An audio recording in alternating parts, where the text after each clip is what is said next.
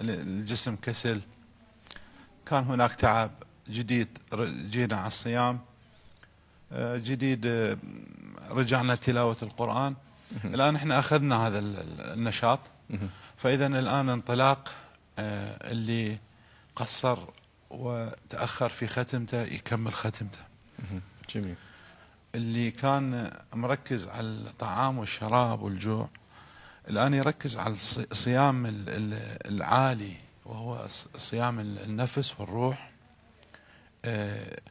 فيركز على الصدقات، الأعمال الأخرى. دائما أكو ثقل بالبداية، سبحان الله، حتى الصايم أول يوم، ثاني يوم، ثالث يوم رأسه يوجع، فيما شوية شوية تعودنا. فإذا وفي الأثر أنه العشرة الأولى رحمة، وأوسطها مغفرة، وآخرها عتق من النيران. فإحنا الآن في طور إن شاء الله العشرة الثانية، اللي هي راح تمهدنا وتسلمنا للعشرة الأخيرة، اللي هي ختام وأهم ما في رمضان. فبالتالي هي ممهدة الأيام العشر الأواخر. بالضبط. العشرة الثانية أهم من الأولى، والعشرة الأخيرة أهم من كلا العشرتين.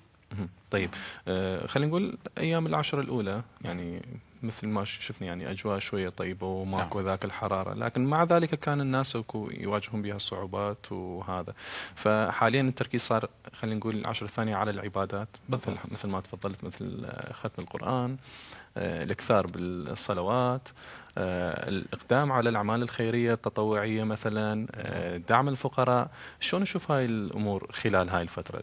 والله هذا خصوصا اللي ينتبه في المساجد، يعني احنا بحكم وجودنا في المساجد الحمد لله الأمة وأهل كركوك بهم خير كثير، يعني الحمد لله.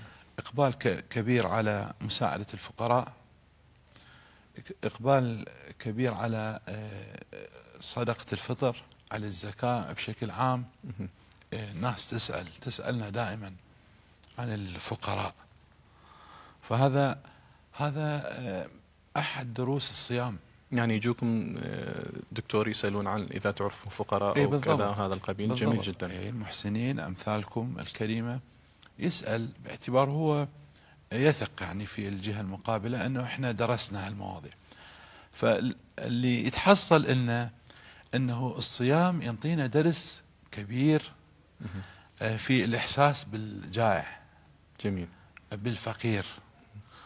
وهذا الآن يبدو واضحا في هذه الأيام، وتلاحظون جنابكم السلات الرمضانية، الإفطار الجماعي، خصوصا هي سباق أجر، يعني من فطر صائما فله مثل أجره ولا ينقص منه شيء، كما قال النبي صلى الله عليه وسلم. صلى الله عليه وسلم. دكتور، بالنسبة لي خلينا نقول باكر إن شاء الله جمعة، بشو تركزون خلال خطبكم برمضان؟ أول جمعة فاتت أيضا كان عندكم خطبة، لكن يوم غد إن شاء الله على شنو راح تركزون؟ نعم، هو دائما الجمعة الأولى تكون عن فضل رمضان، يعني تذكير الناس. أما الجمعة الثانية يتفاوت عاد بين التركيز، بعض الخطباء يركز على القرآن باعتبار العمل الأهم للصائم بعد الصيام هو تلاوة القرآن، وباعتباره المناسبة الرئيسية في شهر رمضان إنزال القرآن. فالجمعة الثانية نحن في البداية فيركزون على القرآن الكريم. بعض الخطباء يركز على موضوع الدعاء. لماذا؟ لأن الدعاء يستجاب للصائم، كل صائم عنده دعوة مستجابة، يعني للصائم دعوة ما ترد، ذلك عند فطره. وأيضا في القرآن الكريم الله سبحانه وتعالى حينما نزل آيات الصيام جعل بيناتهم آية، الآيات الصيام: يا أيها الذين آمنوا كتب عليكم الصيام كما كتب على الذين من قبلكم إلى آخره. وأكو آية: أحل لكم ليلة الصيام الرفث إلى نسائكم، تنظيم العلاقات الزوجية. بيناتهم آية من غير موضوع، وهي قوله تعالى: وإذا سألك عبادي عني فإني قريب أجيب دعوة الداعي إذا دعان فليستجيبوا لي وليؤمنوا بي لعلهم يرشدون. من هنا الدعاء، قالوا الدعاء مرتبط بالصيام. فبعض أهل المنابر الإخوة الخطباء يخطب عن الدعاء أيضا، وبعض الآخر عن الصدقات، تحريض الناس على الصدقة والزكاة. جميل. فعندنا هذه الخيارات، ولا مانع من التركيز على واحدة منهم والإشارة إلى البقية. جميل. دكتور، هم يسوون برمضان سفرة إفطارية يعني بالجوامع، وهاي أكو إقبال عليه أو أحد مثلا يساعد يسوي هالشيء؟ اي نعم، موجودة هذه في جوامع كركوك، ما شاء الله، يعني عرف صار يعني. الآن لو تجي جنابك أكثر جوامعنا، شوف قبل الإفطار بساعة فرشوا الميز وفرشوا السفرة، وبعضهم يطبخون في الجوامع، وبعضهم لا، الأهالي، هذا اللي يجيب جدرية عدس، هذا اللي يجيب دولمة. جميل. هالكركوك احنا ويا الدولمة كرماء، اي عندنا علاقة طيبة علاقتنا. فدولمة برياني، فتشوف سفرة مشكلة، يعني في جامعنا اللي أصلي به لا يقل عن 50 إلى 70 نفر يفطرون. الواحد يبغى على السفرة يعرف انه هاي جاية من الكردي والعربي والتركماني. بالضبط. مو هذا الحلو، ملونة. هذا الحلو، سبحان الله، واقفين اكراد عرب تركمان، طاوع شلون رحمة، شلون هذه السفرة قد بركة، جمعة المتفرق، وإن شاء الله احنا متجمعين دائما إن شاء الله. الحمد لله إن شاء الله. دكتور، بما أنه يعني حديثنا صار على الفطور وهاي التفاصيل، يعني قبل الفطور بدنا نشوف آخر ساعة، آخر نص ساعة، ازدحامات، صبر ما يبقى. هسه نعرف أنه الأكل يعني يقلل التركيز، واحد صار مثلا كذا ساعة 12 ساعة أكثر أنه ما ماكل ممكن يقل تركيزه. لكن يعني هو رمضان يعلمنا الصبر، التحمل، التعامل برفق، التعامل بلين. نعم. خصوصا يعني دا احكي على سواق السيارات، يعني من يذهبون يعني العودة للعمل، عفوا للمنزل للفطور. هاي فرصة والله، جنابك ذكرتني بهذا الشيء. يعني الآن يعني بجيتي يمكن هورنين 3 أكلت من هذا الزين بدون داعي. ما تعرف بدون داعي يعني. أيام العادية ماكو هذا الشيء. إيه، فأكو تشنج فعلا، وهذا عكس الصيام. يعني الصيام النبي عليه الصلاة والسلام يقول: إذا كان يوم صوم أحدكم فلا يرفث ولا يفسق ولا يصخب. يعني حتى الصياح رفع الصوت اللي معتاده لازم الإنسان لأجل صيامه أن يخفض صوته. وأيضا أنطانا جرعة صبر، قال: فإن سابه أحد أو شاتمه فليقل إني صائم. يعني حاشاكم لو تعرضت إلى مسبة يجب أن لا تجيب مثلا. فإذا الغضب الآن هذا عكس رسالة الصوم، وأيضا يؤدي إلى مشاكل كبيرة، حوادث قد تزهق أرواح. نبينا الأكرم عليه الصلاة والسلام جاء أحدهم قال: يا رسول الله وصيني، أوصني. قال: لا تغضب. أوصني مرة أخرى، قال: لا تغضب. أوصني مرة أخرى، قال: لا تغضب. قالوا: كان هذا الرجل كثير الغضب، لهذا النبي عليه الصلاة والسلام وصاه وكثر عليه بالغضب. فالغضب جمرة من الشيطان ويتعارض مع الصيام. لا، يجب أن الإنسان يصبر نفسه، وخصوصا ما تفضلت في الشوارع وفي المكان اللي يكون باحتكاك. يا ريت تكون هاي مساحة من يعني خطبتك يوم غد إن شاء الله. إن شاء الله يا ريت لو تنبه، يعني أكيد الحاضرين يعني جمع كريم إن شاء الله من بإذن الله المصلين، تعالى، بلكي يستمعون ويعني هاي النصائح وياخذون بها. لأن صراحة قبل المغرب ساعة، من الساعة 5 الشوارع لا تطاق بشكل عام، وانت يعني جنابك مثل ما اسلفت انه صادفتك كذا قضية. دكتور، اكو يعني خلينا نقول اغلب اللي يذهبون للعمل خصوصا الموظفين ايضا صائمين، ايضا مرات بدنا نشوف انه من واحد مثلا دي يروج معامله ودي مش معامله، ايضا شويه تشوفه تعامل شويه متشنج. هذا كيف يعني نظره الدين والشرع له؟ والله نظرة الشرع والدين الى يعني بشكل عام، ليس في رمضان أكيد. ليس في رمضان، يعني أصلا في غير رمضان يجب أن يعامل الناس بالحسنى. هذا إذا كان ماكو بيني وبينه رابطة، هو يعاملني بالحسنى كشرع، فكيف إذا كان موظف ويأخذ راتب وتعهد على السلوك الحسن؟ إذا هو من واجبه، ومن واجبه أن يعاملني بحسن، وأنا أيضا من واجبي في عملي أن أعامل المواطن بحسن. لكن أن يجعل الصيام حجة لسوء المعاملة، أو يجعل التدين حجة لسوء، هذا عكس يعني هذا التدين الخاطئ، هو هذا التمثيل غير المشرف للدين. أن يكون الدين أقوال أو مظاهر، وأن لا ننقل إلى تطبيقات. وهذا احنا رسالتنا في رمضان، أن يكون رمضان ظاهرا في تعاملاتنا. الموظف حتى النبي عليه الصلاة والسلام أشار لهذا حينما ذكر فضائل شهر رمضان، قال: من خفف فيه عن مملوكه خفف الله عليه يوم القيامة.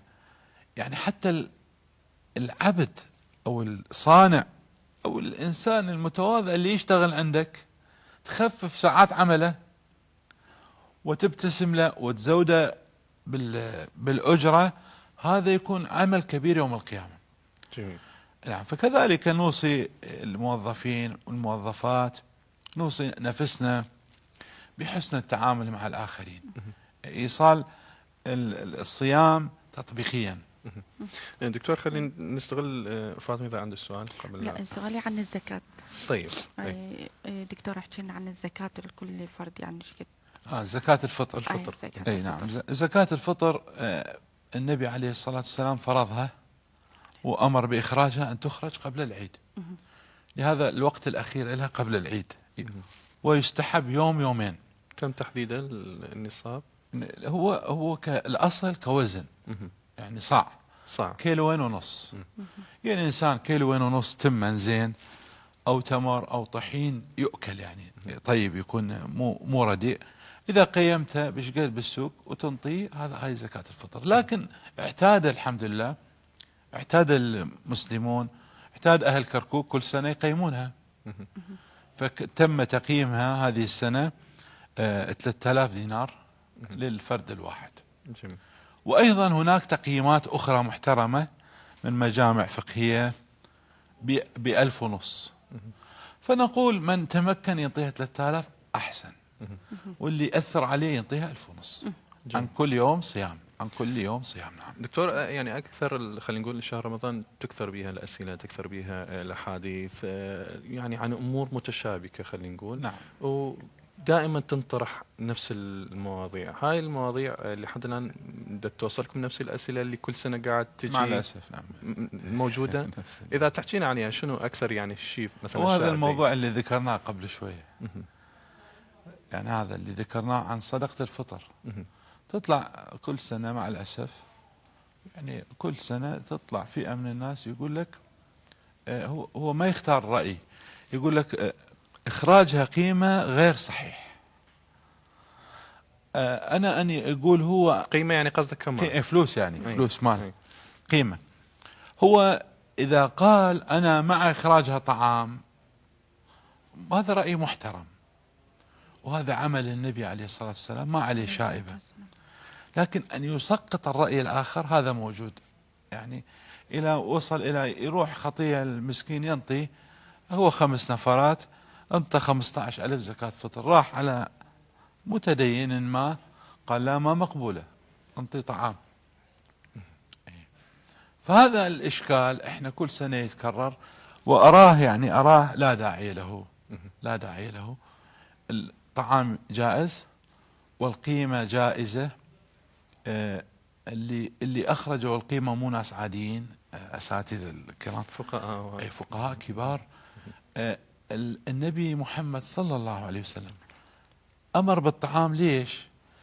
تصور بذيك السنة اللي أمر بصدقة الفطر، وبذاك العهد ما عندهم عملة، أكو دنانير في مكة وأكو دراهم. الدنانير ذهبية بيزنطية رومية، الدراهم فضية ساسانية فارسية. تصور عملة ماكو عندهم، متعودين على المقايضة. هذه العملة الموجودة مو عملتهم، قليلة نادرة، وليس كل بيت عنده، فأكيد يأمر بالطعام عليه الصلاة والسلام. الإمام البخاري رحمه الله فهم هذا اللي أنا قلته، ولهذا الإمام البخاري جوز إخراجها نقد. ليش؟ عاش فيما بعد، فنقول الأمر فيه سعة. الأمر فيه سعة، يجوز إخراجها طعاما ويجوز إخراجها نقودا. جميل. يعني هو يمكن أكثر واحد ما حاليا محتاج اللي هو نقودا، يعني يفيده أكثر، صح؟ محتاج يشتري لحم، محتاج يشتري دواء على هذا الغلاء الموجود، على الغلاء. نوصي الإخوة به دواء، يشتري ملابس الأطفال. والنبي عليه الصلاة والسلام قال عن الفقراء، قال أغنوهم عن ذل السؤال، ذل المسألة في هذا اليوم. إذن أكو أخي أستاذ ست الكريمة، أكو بعض الأوامر هذه توقيفية، احنا ما نناقش 4 ركعات، هذه المعنى عند الله سبحانه وتعالى. بس أكو أوامر معقولة المعنى، وهي مثل صدقة الفطر. نعم، الغاية منها إغناء الفقراء. نعم. زين، نسأل السؤال الأخير من دكتور. والله أنا بس خلي أحب أنه هذا اللبس صاير ما بين زكاة الفطر وزكاة المال، هذا هم نعرفه، لأن هم أكو بالصح بالموضوع. أكو لبس. نعم. نعم، هو المشترك بيناتهم الاسم. هذه نوع من الزكاة، هذه نوع من الزكاة. زكاة الفطر هذه اللي تكلمنا عليها قبل شوية، تخرج لمن كان حيا ليلة العيد. يعني يسألون مرات مرة حامل، إذا الولادة مالتها قبل ليلة العيد، هم هذا الطفل هم يخرجون عنه زكاة فطر. إذا الولادة مالته بعد ليلة العيد، يعني عمره بعد له، يعني باقي ببطن أمه، ما عليه زكاة فطر. هذه يعني إذن زكاة الفطر اللي تخرج عن النفس. طيب. زكاة المال موضوع آخر، وهو الإنسان كل سنة ايش قد عنده فلوس، يمر عليه حول، يمر عليه حول. هاي من مر حول يعني مر سنة. يعني أنا اليوم ايش قد رمضان، 10 رمضان، 9 رمضان، اليوم جاني مبلغ من المال، بعد سنة بالضبط أنطي زكاة المال. عن كل مليون أنطي 25,000، يسموه ربع العشر. دكتور، ناخذ آخر كلامك بخصوص شهر رمضان وتوجيهك بشكل عام للمجتمع خلال هذا الشهر الفضيل. نعم، توجيه لنفسي وللي يسمعوني الآن، أنه أهل المقابر الآن لو سمح لهم بكلمة راح يطلبون ركعة، يطلبون صدقة، راح يطلبون صيام يوم. يعني النبي عليه الصلاة والسلام صار إشكال، شافوا صحابي بالرؤية، وصحابي آخر، صحابي هذا شهيد وهذا مات بالفراش. هذا الشهيد شافوه يتأخر بدخول الجنة، وهذا يكون مقدم بدخول الجنة. شوية صار عندهم إشكال، قالوا مما تعجبون؟ قال ليش تعجبون؟ هذا اللي دخل أولا، أليس بقي رمضان؟ قالوا بلى. يعني بقى رمضان لأن عاش رمضان زايد، صار أحسن من شهيد. إذن قصدي هذه الفرصة لن تتكرر، ودا تشوفون سرعة الأيام، نعمر هذه الأيام الباقية بالطاعات، بتلاوة القرآن، بالعمل الصالح. دكتور صفاء نوفل، الإمام الخطيب، شرفتنا في برنامجنا في أيام رمضان. لنا الشرف، دائما نرحب بك، دائما نرحب بك. شكرا جزيلا. مشاهدي فضائية كركوك، أكيد استمعنا لجملة من القضايا والتفصيلات اللي تحدث بها الدكتور الفاضل صفاء نوفل.